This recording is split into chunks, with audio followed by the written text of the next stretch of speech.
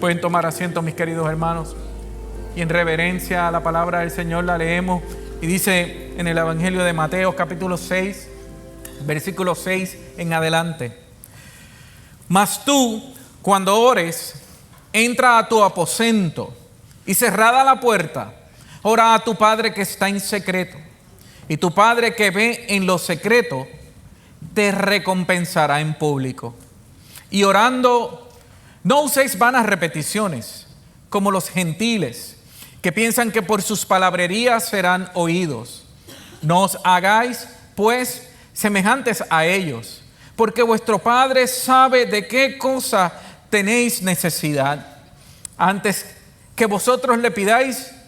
Vosotros, pues, oraréis así. ¿Me acompañan? Padre nuestro, que estás en los cielos, santificado sea tu nombre. Venga tu reino. Hágase tu voluntad, como en el cielo, así también en la tierra. El pan nuestro de cada día, dánoslo hoy. Y perdónanos nuestras deudas, como también nosotros perdonamos a nuestros deudores. Y no nos metas en tentación, mas líbranos del mal, porque tuyo es el reino, y el poder, y la gloria, por todos los siglos. Amén. Porque si perdonáis a los hombres sus ofensas, os perdonará también a vosotros vuestro Padre Celestial. Mas si no perdonáis a los hombres sus ofensas, tampoco vuestro Padre os perdonará vuestras ofensas. Como comenzamos a hablar hace 2 semanas atrás, y comenzamos esta serie de Orando 24/7, luego de llegar al razonamiento donde hemos estado por más de 1 año y medio, pidiendo y rogando al Señor que ejerzamos, que salgamos, que evangelicemos, que creamos, que desarrollemos. Pero de momento el Señor puso en mi corazón el que repasemos o el que aprendamos, el cómo orar, el por qué orar.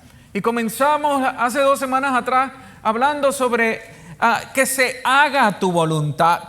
Y es algo que siempre nos ha confundido a todos, a mí, a muchos de nosotros. ¿Qué es la voluntad de Dios?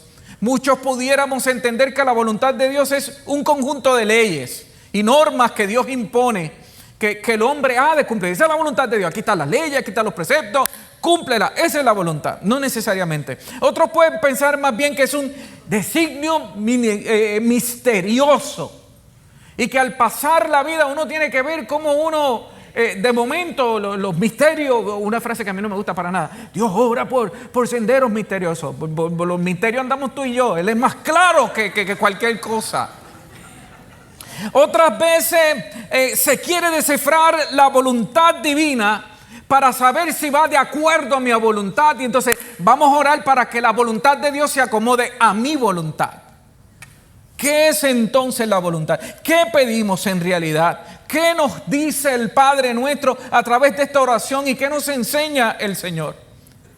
Pues aquí va. La voluntad de Dios es aquello que quiere que se cumpla en la vida de la humanidad, en la vida de nosotros. El anhelo de Dios para nosotros. ¿Usted sabe cuál es? Que todos encontremos salvación. La salvación es para toda la humanidad. Ese misterio de su voluntad es y fue y será siguiendo revelado plenamente en Jesucristo. Jesucristo revela la voluntad y lo que es un misterio para cada uno de nosotros. Dice que Dios escogió a su iglesia, a los humildes, a los sencillos, para revelarles estos grandes misterios. Ya han sido revelados, y su voluntad, como dice Efesios capítulo 1, versículo 4 al 5. Desde antes que se creara el mundo, Dios nos eligió por medio de Cristo, para que fuéramos solo de Él y viviéramos sin pecado. Dice, Dios nos amó tanto que decidió enviar a Jesucristo para adoptarnos como su hijo suyo único. Así que la voluntad del Señor, la primera predicación, es que todos encontremos la salvación. Lo segundo que predicamos fue la provisión. Danos el pan de hoy, danos el pan que necesitamos para vivir. ¿Qué dice la palabra? Este mismo texto bíblico dice que Jesucristo fue dado, es la única provisión para vivir en el mundo por toda una eternidad. Y por si acaso, si tenemos duda de que Dios pueda salvar a cualquier pecador, a cualquier ser humano, el evangelista Juan en el capítulo 6 dice: y mi Padre quiere estar seguro de que no se pierda ninguno, porque Él los eligió para que fueran todos mis seguidores. El capítulo 6 de Juan. Dios amó tanto y tanto al mundo que revela su voluntad a través de Cristo y ofrendó a su único Hijo como provisión para encontrar esa vida eterna. Entonces hoy, la tercera predicación de esta serie, le puse como título: Está duro. Hoy quisiera que nosotros pudiéramos orar en los momentos difíciles de la vida. Que pudiéramos tener la capacidad de mantenernos en la oración confiando cuando llegan los momentos que no sabemos y no podemos descifrar. Y que nosotros nos podamos evaluar cómo estamos y cómo está nuestra disciplina de en la oración buscar la dirección del Señor en nuestras tomas de decisiones. Miren, constantemente les he dicho que a finales de año, pues siempre hablo con mi esposa en cuáles son los sueños, cuáles son los anhelos, hacia dónde vamos, cómo vamos, qué decisiones vamos a tomar, qué sueños quisiéramos tener. Este año pues uno bien chévere, porque este año cumplimos 25 años de casado y lo vamos a ir a celebrar. Vamos a ir a Argentina a celebrarlo para la gloria y honra de mi esposa, que se merece toda la gloria de este matrimonio. Y lo hablamos, nos ponemos de acuerdo. Y entonces, ustedes saben en la bipolaridad que yo existo con la cuestión del peso, de las dietas y todo eso. Y tengo amigos del corazón que me decían: pastor, pero es que como usted puede rebajar y usted puede mantenerse bien, más que haciendo cardio es alzando pesas. Alzando pesas. Sí, usted rebaja más alzando pesas que haciendo mucho cardio. Y entonces este año yo decidí alzar pesas, porque tengo el ejemplo de mi esposa que consistentemente lo hace en nuestro hogar. Latas de galletas, de salchichas, y tenemos un gran gimnasio allí. Y entonces yo lo decidí en mi mente y en mi corazón, pero no se lo dije. Pasaron meses. Tengo que decirle que hoy cumplo 4 semanas de estar alzando pesas. Me tomó 2 meses decírselo. Tengo que decirles que ahora duermo como Jesucristo crucificado, porque no puedo mover los brazos, duermo con un dolor que es muchísimo, hermano. Y la cuestión es que hoy mismo, cuando me ponía la chaqueta, yo sentía, yo no sé si usted lo ve, pero yo me sentía como Arnold Schwarzenegger. Yo me sentía así.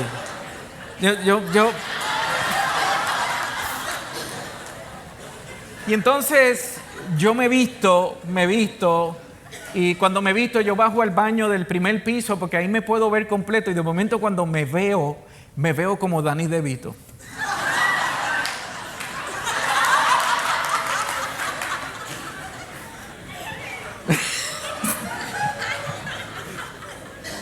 Una cosa es cómo me siento y otra es que cuando me veo digo: ¿y qué pasó? 4 semanas perdidas. No es nuestra vida espiritual así.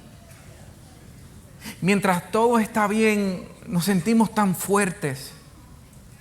Pero cuando de momento llega la crisis, nos damos cuenta que en realidad estamos fuera de forma. Y que se siente uno como si uno no hubiese desarrollado en todo este tiempo esas destrezas espirituales. Y uno se confronta si ha valido el tiempo de buscar al Señor en los tiempos de felicidad, y qué herramientas tenemos para los tiempos difíciles. Veamos el ejemplo de Jesús. Lucas capítulo 22, versículo 39 nos dice: Luego, acompañado por sus discípulos, Jesús salió del cuarto en el piso de arriba y, como de costumbre, fue al monte de los olivos y allí les dijo: oren para que no cedan a la tentación. Se alejó a una distancia como de un tiro de piedra y se arrodilló y oró: Padre, si quieres, te pido que no quites esta copa, que me quites esta copa de sufrimiento de mí. Sin embargo, si quieres que se haga tu voluntad, por favor, que no se haga la mía. Entonces apareció un ángel del cielo y lo fortaleció. Oró con mayor fervor y estaba en tal agonía de espíritu que su sudor caía a la tierra como grandes gotas de sangre. Finalmente se puso de pie y regresó a donde estaban sus discípulos, pero los encontró dormidos, exhaustos por la tristeza. ¿Por qué duermen?, le preguntó. Levántense y oren para que no cedan ante la tentación. Bendita sea la palabra del Señor. Me encanta los evangelios, me encantan los 4 evangelios, porque presentan no a un superhéroe, sino que presentan a un hombre que tuvo dudas ante el reto que iba a ser sometido. Me encantan los evangelios porque representan y nos enseñan a un hombre sencillo, no a un místico poderoso que podía levantarse por encima del dolor y comerse unas espinacas y adquirir poder para enfrentar la cruz. Todo lo contrario. Aparece un Jesús totalmente normal, capaz de sentir el mismo miedo que yo siento y las ansiedades que he sentido en mi vida. Ese mismo Jesús. Me siento identificado con él, saber que no era alguien perfecto, sino al contrario, alguien muy humano. Saber, imagínense, dice el texto en versiones modernas que mi corazón está a punto de romperse de dolor cuando oraba allí en el Getsemaní. Nos dice hoy que en realidad sucedió eso en la cruz del Calvario. Cuando murió, su corazón fue rasgado. Físicamente salía sangre y agua de toda su caja torácica. Y lo primero que nos enseña Jesús en medio de ese monte, es que hay un anhelo, hay ansiedad, hay preocupación, hay dolor. Se anticipa lo que comienza a analizar y se anticipa el sufrimiento que va a pasar. Pero lo primero que nos enseña es que no se haga mi voluntad, sino que se haga tu voluntad. Es bien importante que nosotros podamos ver todas estas fragilidades. Porque en la cruz no tuvimos un robot que vino del cielo, sino tuvimos un hombre que se encarnó como nosotros, con todos los sentimientos que nosotros experimentamos. Un hombre que desnudo en la cruz iba a ser una vergüenza.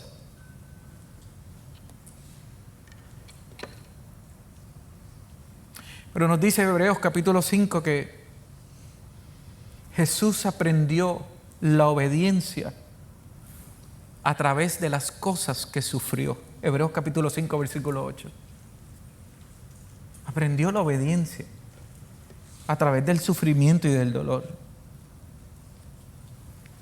Nos encontramos entonces que hay 2 voluntades en esta oración. Primero, mi voluntad. Segundo, la voluntad de Dios. Y en esa primera voluntad del anhelo del corazón, mire cómo le decía a Dios, no se haga mi voluntad, lo que le estaba diciendo es: ¿hay alguna otra forma que tu reino prevalezca en la tierra sin que yo muera? ¿Hay algún otro sacrificio sustituto en el cual tú puedas reinar sin yo tener que morir? ¿Cómo lo diríamos nosotros? ¿Cómo alcanzo el anhelo, la prosperidad? ¿Cómo alcanzo la madurez sin sufrir? ¿Cómo alcanzo lo que anhelo en mi corazón sin la obediencia a Dios? Todo lo que se logra fuera del orden de Dios no va a rendir frutos en el reino de los cielos. Todos los éxitos que logramos fuera de la voluntad de Dios no culminan de pie, sino al contrario, culminan arrodillados de frente de la presencia del Señor. Señor, entonces, si no hay manera de que haya un sacrificio sustituto, entonces, si vas a hacer tu voluntad en mí, por favor, ayúdame. Ayuda a mi miedo, ayuda a mi ansiedad. Yo me voy a someter por completo, pero por favor, Señor, ayúdame entonces a poder sobrepasar esto. ¿Qué aprendemos de esta enseñanza? De esta única y poderosa y grandísima enseñanza. La oración es la única que nos puede fortalecer y alinearnos con la voluntad de Dios. No es una retórica, no son vanas repeticiones, sino al contrario, es una búsqueda continua de hablar con el Padre no para que Él entienda lo que yo anhelo, sino al contrario, para que yo entienda su perfecta voluntad. La Biblia nos lleva a confiar en el Señor, aprendiendo de cada una de las enseñanzas de Jesús, nos lleva a orar con conciencia, a ver los procesos de Jesús para saber los procesos que yo viviré, pero también entonces saber que al tercer día yo voy a ser resucitado también. La oración nos lleva entonces a desarrollar una confianza en el Señor. Yo quisiera que pudiéramos ver cómo Jesús le habla al Padre. El Evangelio de Marcos comienza a utilizar palabras arameas, las cuales entonces la traduce al griego. Y practiqué 20 veces esta palabra, transliteración, y la dije mal también, transliteración del arameo al griego para que pudiéramos entender. Y comienza Jesús a decir, Abba Padre, que significa papito. No aceptada por muchas personas. Dice, es imposible que se utilizara una palabra irrespetuosa, sino que debe haber un respeto. Pero había una relación entre Dios y el Hijo de tal manera que se atrevía a llegar hasta donde el Padre y decirle, papito, ayúdame. Papito, ayúdame a poder sobrepasar todo esto. Y llegar a la presencia del Señor en medio de angustia y atrevernos a abrir nuestro corazón es que expresa la intimidad particular que tenemos con Dios. Papito, por favor, no me permitas caer en tentación. Lo que le está diciendo es, yo estoy aquí en el Getsemaní y yo estoy a un paso de alguna sugerencia del mundo, de la carne y del enemigo para no hacer la voluntad de Dios. Señor, ayúdame porque vienen tantas personas a darme idea de que tú no tienes que pasar por eso, sino que tú puedes pasar, tú puedes hacer esto, puedes hacer lo otro. Ideas humanas que no vienen de Dios. Ayúdame a no caer en esa tentación, Dios, de fallarte. Señor, ayúdame a someterme a tu voluntad. Yo quiero a través de la obediencia saber cómo ser sumiso ante tu orden.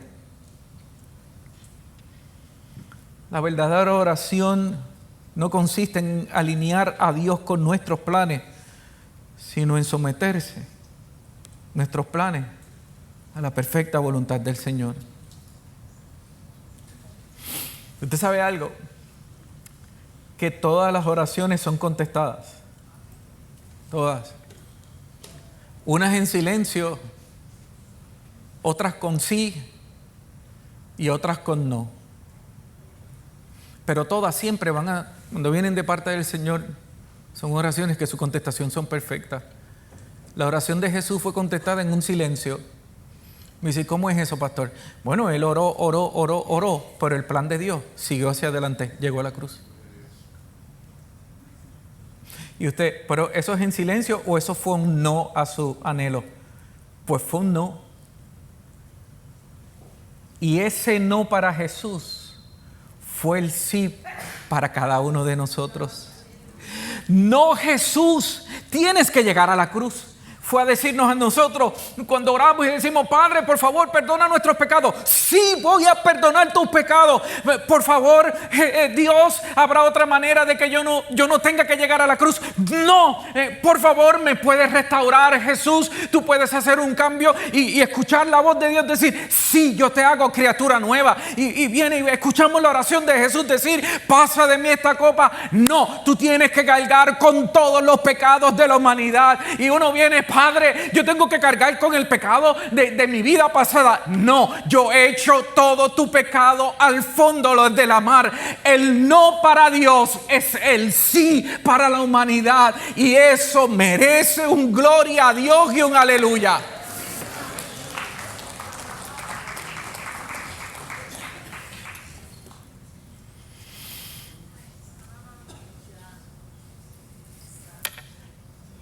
Pero experimentó mucho dolor. Experimentó confusión en sus sentimientos.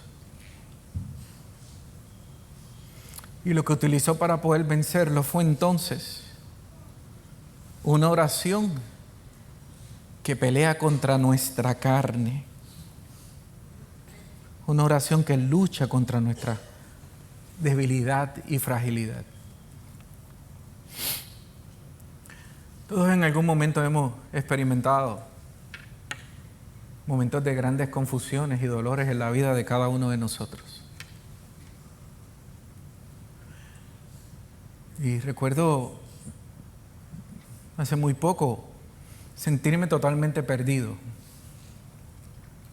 sentirme sin sueño hacia el futuro,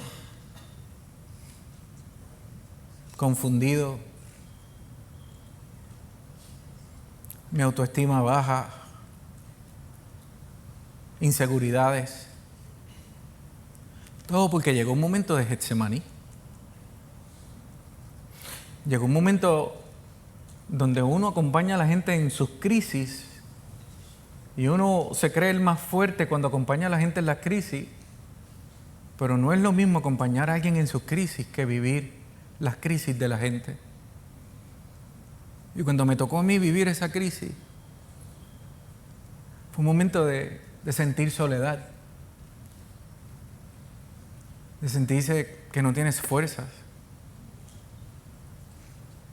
Sentía que mi pastorado terminaba aquí porque ya no había sueños, no había futuro, había mantenimiento.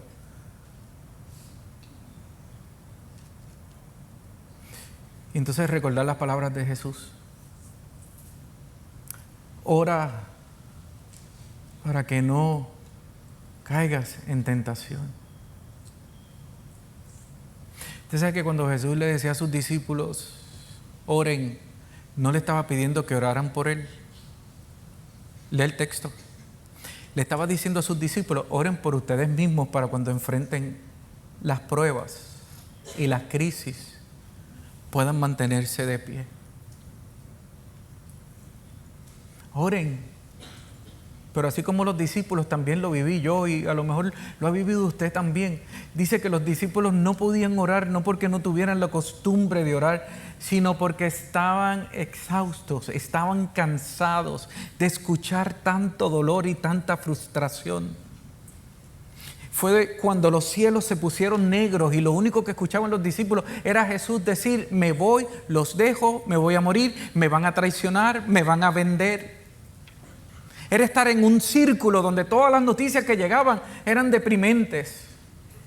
Todos nosotros aquí, muchos de nosotros, cuando hemos perdido un ser familiar o cuando hemos perdido el matrimonio, cuando hemos perdido un hijo, cuando hemos perdido la esperanza, es como sentirnos alrededor de un círculo que todos son noticias duras, reales. No es cuestión de vibras, No es cuestión de malas vibras o buenas vibras. No importa dónde se metan las vibras. Hay una realidad de vida. En el cual entonces Jesús comienza a gritarnos y a decirnos: ora para que el mundo no te tiente en pensar que Dios te ha dejado. Que a lo mejor te sientes solo porque pienses que, bueno, en medio de este silencio es que Dios no está. No, Dios está. Ora para que no seas tentado en pensar que los que están a tu alrededor te han dejado solo. Es que los que están alrededor tuyo también están en su Getsemaní. Entonces Jesús se fue una piedra más adelante. Y él hizo un poco más adelante a orar solo, en intimidad con Dios. Dice que cuando comenzó a orar, bajó un ángel del cielo. Y el ángel del cielo lo fortaleció. Y dice, ¿sabes qué? Comenzó a orar con mayor fervor. Punto y coma. Estaba en una gran angustia. El ángel vino para sostenerlo en medio de su Getsemaní. Y en medio del sufrimiento y de la soledad, sentir la presencia del Señor es entonces poder definir bien que su voluntad es perfecta, no como el mundo la quiere interpretar, sino como en su mundo espiritual ya está hecha para cada uno de nosotros.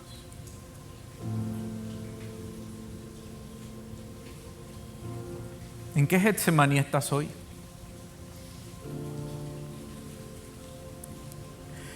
Que de momento al salir de la casa bien contento te sentías el gran fisiculturista, y de momento cuando llegó esa noticia nos sentimos que en realidad estamos fuera de forma, no tenemos la estamina y nos sentimos débiles. Jesús estuvo 33 años en esta tierra, haciendo la voluntad del Padre. Y en el peor momento de su vida, tuvo que ir a la oración y a descansar en el Señor. Imagínate usted y yo,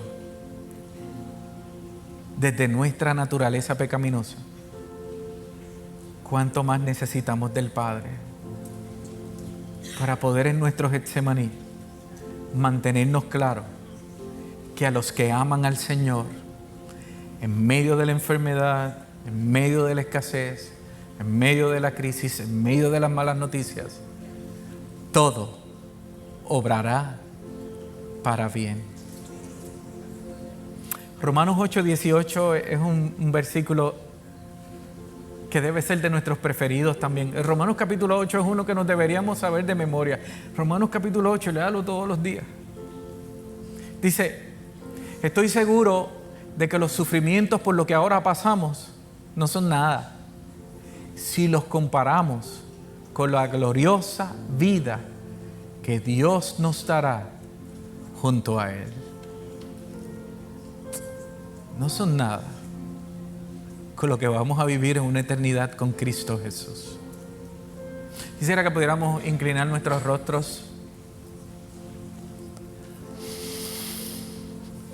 y al inclinar nuestros rostros nosotros pudiéramos hacer ese compromiso con el Señor de que yo tengo que orar todos los días, es 24/7, yo tengo que buscar el rostro del Señor. Yo tengo que buscar para yo poder entender su voluntad en mi vida, para yo poder entender por el proceso en que estoy viviendo. No importa lo que diga el médico, diga las finanzas, no importa lo que diga las noticias. Yo necesito escuchar la voz de Dios, porque ahí es donde verdaderamente voy a entender que en medio de este sufrimiento yo no estoy derrocado, yo no estoy en el piso, sino al contrario, yo estoy siendo sostenido por la gracia del Señor. Yo quisiera hacer un primer llamado aquí mientras nuestros rostros están inclinados. Habrá alguna persona que hoy aquí llega y dice: yo estoy en ese Getsemaní, yo quiero que Jesús sea mi Salvador. Yo quiero confesar a Jesús como mi único y exclusivo Salvador. Habrá alguien que levanta su mano bien en alto y dice: aquí estoy, yo quiero. En medio de mi Getsemaní sentir que ese ángel toca mi hombro y me fortalece en medio de la crisis. Habrá alguien que dice: yo quiero reconciliarme con Jesús.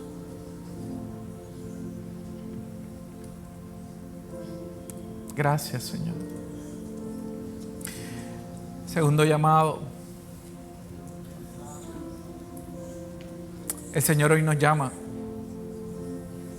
a orar sin cesar por el bien de nuestra vida, a quien va a beneficiar, a quien va a bendecir, es a nosotros mismos hablar con el Padre. Y cada día ser relevados, informados, entendidos de todo lo que está sucediendo. Él está con nosotros y no nos deja. Cantamos al Señor. Mientras el altar se abre para cualquier sea tu necesidad, enfermedad, crisis, queremos orar por ti. Todos en pie cantamos y entonamos esta alabanza al Señor.